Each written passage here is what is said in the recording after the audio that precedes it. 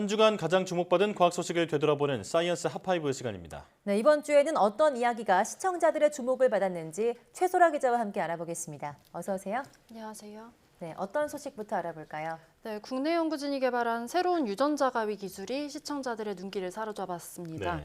유전자 가위 기술은 유전자의 특정 부위를 우리가 원하는 다른 유전자로 바꿔주는 기술인데요. 한국생명공학연구원은 기존보다 작은 초소형 유전자 가위를 개발하고 유전자 가위가 몸속 장기로 가서 또 유전자를 교정까지 할 수 있도록 하는 기술을 개발했습니다. 네. 유전자 가위는 몸속의 특정 부위에 도달해서 효과를 나타내게 하기 위해서는 전달체가 필요하거든요. 주로 아데노 연관 바이러스나 지질 나노 입자 등이 전달체로 활용됩니다. 예.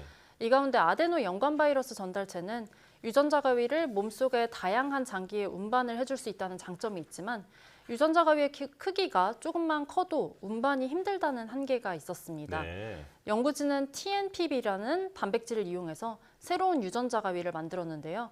기존의 유전자 가위 소재로 쓰이지 않던 새로운 단백질입니다. 기존 유전자 가위처럼 유전자의 뼈대를 절단해서 새로운 유전자를 붙여주는 방식이 아니라 유전자의 뼈대는 그대로 두고 구성 성분의 미세한 구조만 건드려서 유전자를 교정합니다. 이렇게 개발된 유전자 가위의 크기는 기존 유전자 가위보다 훨씬 작았다고 하는데요. 연구팀은 아데노 연관 바이러스 전달체가 유전자 가위를 무리 없이 체내 다양한 부위에 운반했다면서 동물 실험에서도 유전자 교정 효과를 확인했다고 말했습니다. 네. 대단한 기술이군요. 다양한 질병을 치료하는 데 도움이 됐으면 좋겠습니다. 자, 이제 4위 소식이죠. 네, 비싼 양주에 저렴한 술을 섞어서 만든 가짜 양주를 이용하는 범죄는 매년 적발되는데도 뿌리 뽑히지 않고 있는데요. 국내 연구진이 가짜 술뿐 아니라 가짜 꿀, 가짜 기름처럼 포장된 액체의 진위를 판별하는 기술을 개발했습니다. 네. 연세대와 싱가포르 국립대 공동연구팀은 음료 용기를 흔들 때 생기는 기포가 음료마다 다르다는 점에 주목했는데요.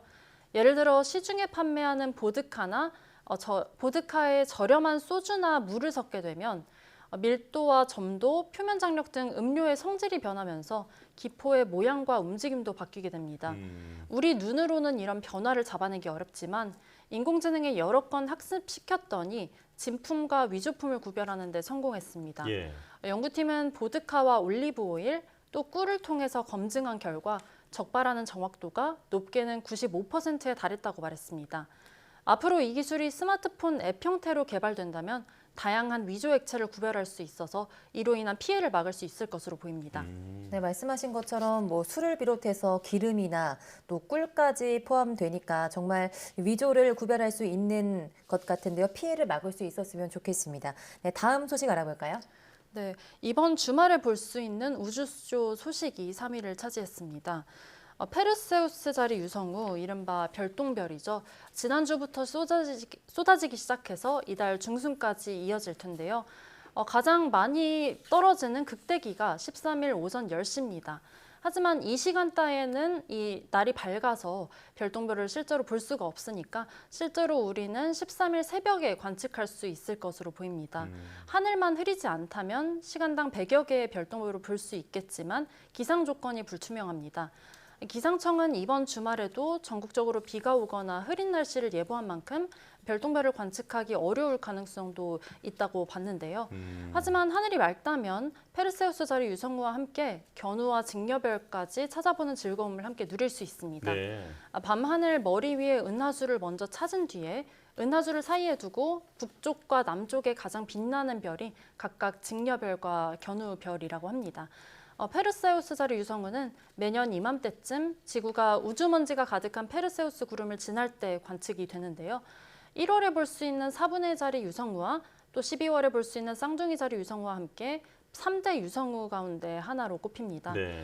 그러니까 이번 주말에 최대기를 거쳐서 이달 중순이 지나면 다음 별똥별쇼는 오는 12월 중순쯤에 볼 수 있을 전망입니다. 네. 아쉽게도 비구름 때문에 못 보는 곳이 많을 것 같긴 하지만 잠깐이라도 개면 꼭 보는 게 좋겠습니다. 자, 이제 2위 소식이죠? 네, 국내 최초의 코로나19 백신이 국내 공급을 앞두고 있다는 반가운 소식이 2위를 차지했습니다.